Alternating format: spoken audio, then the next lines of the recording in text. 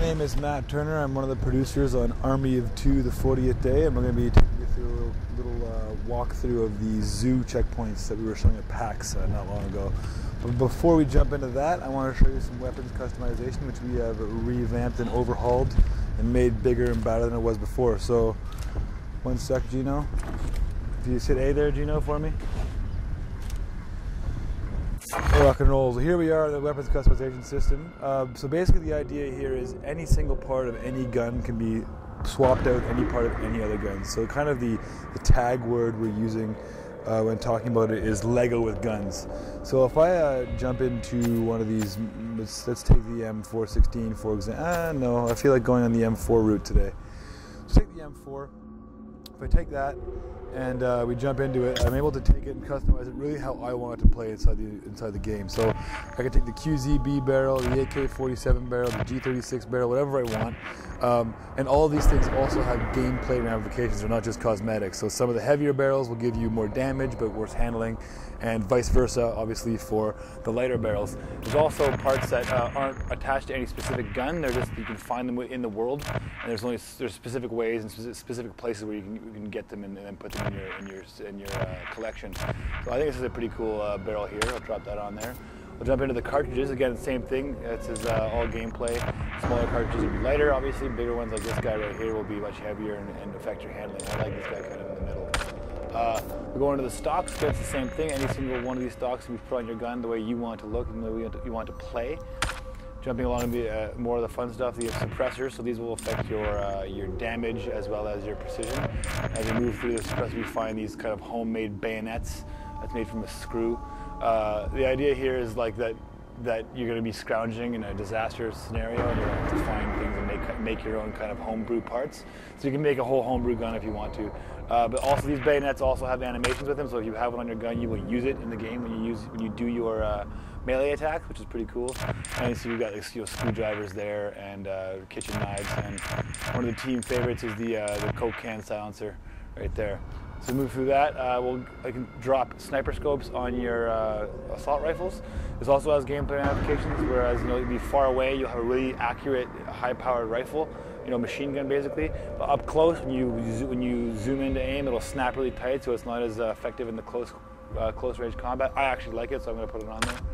Going to the front mounts, you've got handles that are obviously going to help you with your stability and your aiming. You've got shields that are going to help you with your hit points to give you a little bit more extra damage. And we've got these kind of other ones here, these shotgun mounts as well as grenade launchers, which are pretty sweet. And of course, we can pimp them too, as the first one.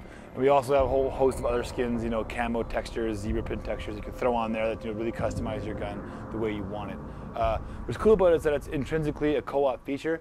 So if I'm going to load out with this kind of crazy, close combat gun, let's hit B and we'll get in the game. My partner's going to want to load out with something that's going to, kind of counterbalance me and be something that's better for the long range stuff. Because if we get into a situation where we need long guns, and I've got this crazy thing, I'm not going to be very effective. So anyway, here we go. We're going to jump into this. Here we are in the Shanghai Zoo. It's about the halfway point in the game. The city of Shanghai is under invasion. You don't know why, you don't know who, you don't know what's going on, you just want to get the hell out of here. The Shanghai Zoo is kind of along the way as you're sailing trying to escape. So this invading force has, come through the Shanghai Zoo already. They've killed this elephant and other animals and really laid waste to the environment. What's this guy? This theme of disaster is reoccurring throughout the game, where you have these buildings falling down and the city's getting progressively more destroyed as you move through it. There's that idea of a lot of games have these disasters that kind of happened 10 minutes ago. You missed all the cool stuff. Well, this game, the cool stuff is happening to you and you're directly involved in it. So as you move forward through here, I'm going to show you this first idea of pre-combat in Army of Two, the 40th Day. In the first Army of Two, the enemies existed in the world pretty much to be killed by you. So you come in, they'd be standing around, and then you just shoot them. They gauge you, you kill them all, and you move on to the next one and rinse, repeat. In this version of the game, the enemies are there for their own reasons. They have their own missions. So when you come into the space, you're actually invading on their territory. You're interrupting them. So they have a purpose in the world outside of you guys. They actually don't even know who you are, which in an interesting way plays into the whole idea of pre-combat. So this situation, we're going to come into this hippo pen here. There's a bunch of guys patrolling with this plane that's just recently crashed.